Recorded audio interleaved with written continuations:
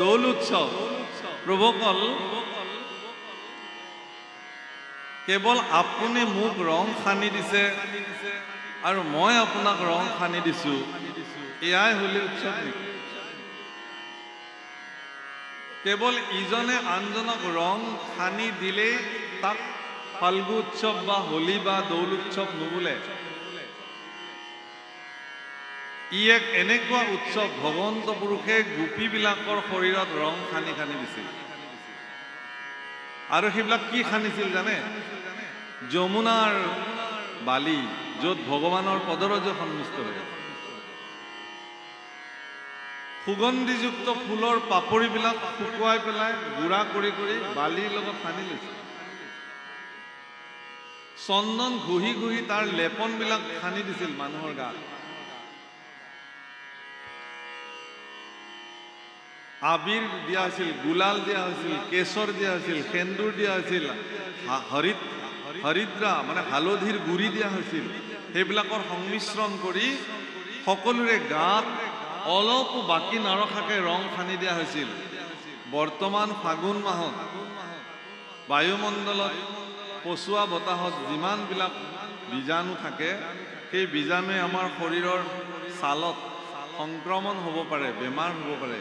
সেইকাৰণে প্ৰকৃতিগত এই তত্ত্বৰ দ্বাৰা এক বিশেষ ঔষধি আবিৰ নিৰ্মাণ কৰি মানুহৰ গাত সানি দিয়া হৈছিল, যাতে তেওঁলোকৰ শৰীৰত বাহ্যিক কোনো ধৰণৰ বেমাৰে তেওঁলোকক স্পৰ্শ কৰিব নোৱাৰে। কিন্তু এতিয়া পেট্ৰকেমিকেল যিবিলাক একেবাৰে শেষৰ অধুক্ষেপ, gasoline, petrol, diesel, kerosene, bitumen, plastic গৈ গৈ যিমান অধুক্ষেপ ৰয়, তাতে কিছুমান ৰাসায়নিক দ্ৰব্য মিলাই যিবিলাক মাজেণ্টিক বা কালাৰ, আৰ্টিফিচিয়েল ৰং বৰ্তমান বজাৰত উপলব্ধ হৈছে, বিদেশৰ পৰা আহিছে, সেইবিলাক মানুহৰ গাত এনেকৈ সানি দিছে এমাহলৈকে ৰং নাযায়। আৰু সেইবিলাক ৰঙে মানুহৰ শৰীৰত বেমাৰ মুক্ত কৰিব দূৰৰ কথা, ডাঙৰ ডাঙৰ বেমাৰে তেওঁলোকক লম্ভিব পাৰে। উল্টাহে হৈছে। সেই প্ৰভুসকল সেইবিলাক নহয়, সেইবিলাকেৰে ৰং উৎসৱ নহয়। গোপীসকলক ভগৱানে তেওঁলোকৰ গাত ৰং সানি দিছিল, আৰু ভগৱানে স্বহস্তে তেওঁলোকৰ গাত ৰং সানি দিয়াৰ কাৰণে গোপীবিলাকৰ মনৰ ভিতৰত যিটো আনন্দ, সেই আনন্দটো উৎফুল্লিত হৈ উঠিছিল, তেওঁলোক ৰঙীন হৈ গৈছিল। অৰ্থাৎ ই এক এনেকুৱা উৎসৱ যে এই ৰঙৰ উৎসৱে আপোনাৰ ভিতৰত থকা নিৰানন্দখিনিক নাশ কৰি আনন্দৰ ফল্গুধাৰা যদি উন্মুক্ত কৰিব পাৰিলে, সেই উৎসৱটোৰ নামহে ৰঙৰ উৎসৱ, হোলীৰ উৎসৱ। যেতিয়ালৈকে আপোনাৰ মনৰ ভিতৰত থকা ৰংখিনিক উদ্ভাসিত কৰিব নোৱাৰে, তেতিয়ালৈকে সি উৎসৱ হ'ব নোৱাৰে। ইয়াত দুটা বস্তু যুক্ত হৈ আছে। আমাৰ নামনিৰ ফালে, বিশেষকৈ আমাৰ বৰপেটাৰ ফালে, গোৱালপাৰাৰ ফালে দৌল উৎসৱৰ আগদিনা মেঘদাহ কৰা হয়।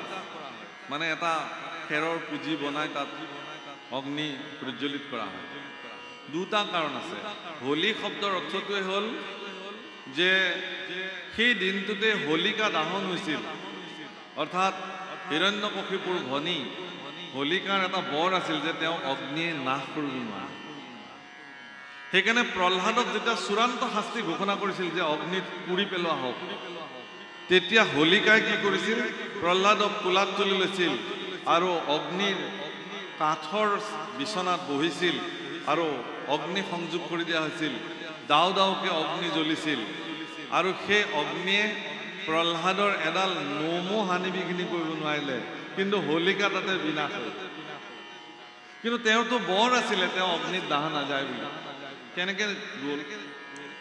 প্ৰভুসকল ভগৱানৰ পৰা প্ৰাপ্ত, দেৱতাসকলৰ পৰা প্ৰাপ্ত যদি কিবা বৰ আপোনালোকৰ জীৱনত পৰি আছে, ঈশ্বৰৰ কৃপাত যদি আপোনাৰ শৰীৰত কিবা বিশেষ শক্তি আছে, কিবা কাম কৰিব পৰা যদি সামৰ্থ্য আপোনাৰ আছে, সেই কাম কৰাৰ সামৰ্থ্যতাখিনিক আপুনি যদি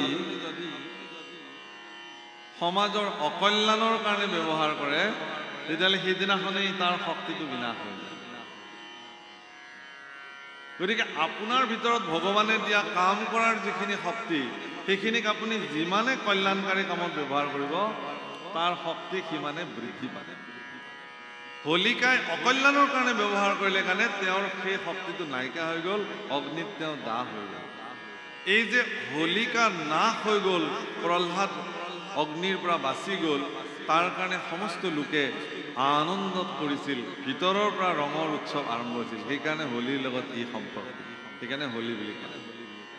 হোলিকা দাহন প্ৰভুসকল,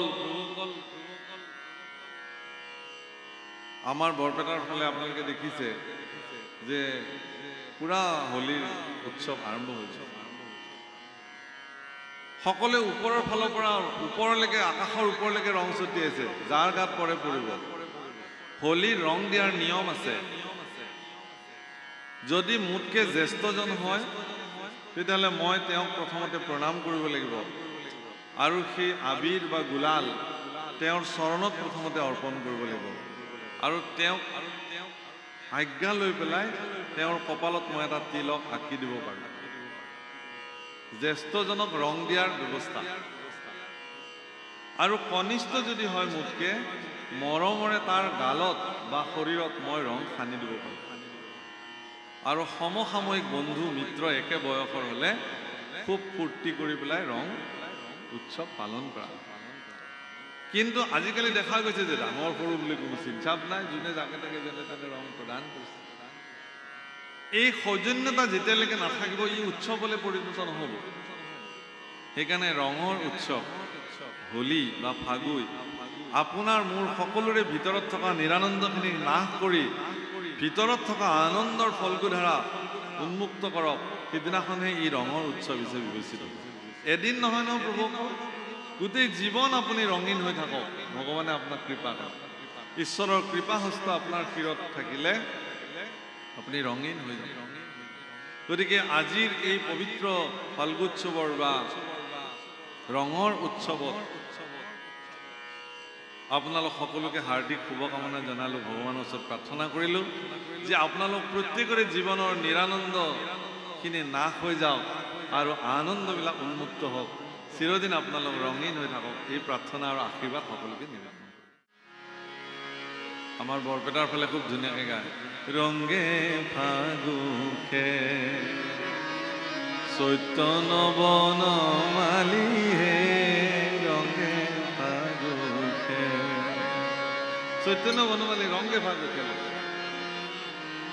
খুব ধুনীয়াকৈ প্ৰকৃতি পুৰুষ দুয়ো নিয়ন্তা মাধৱ হে, প্ৰকৃতি পুৰুষ দুয়ো নিয়ন্তা মাধৱ হে, প্ৰকৃতি হোলী সকলে গাওঁ, প্ৰকৃতি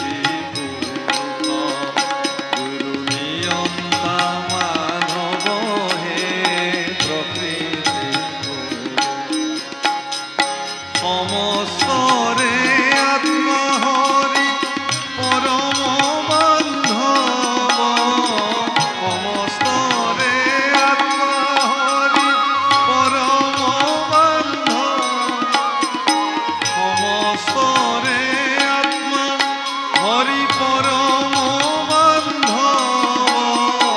সমস্তৰে পৰম